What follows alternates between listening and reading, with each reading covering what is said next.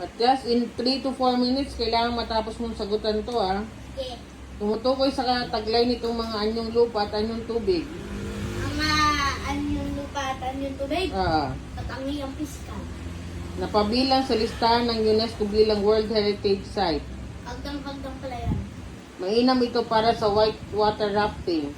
Whitewater rafting, Ilog Chico. Pinakamataas na bundok sa Luzon.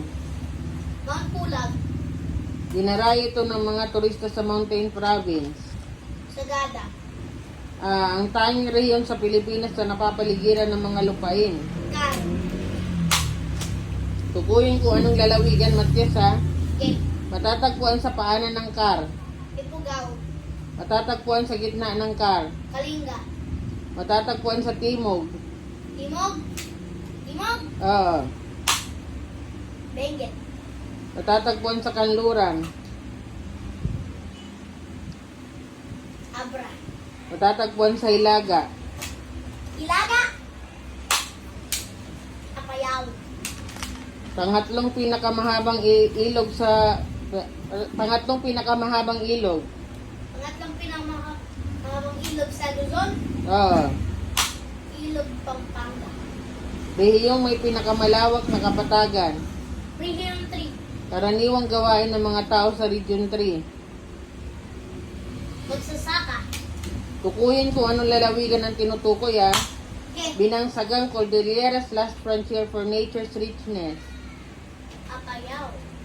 Dito makikita ang Mount Pulag. Dito makikita ang Mount Pulag. Benguet.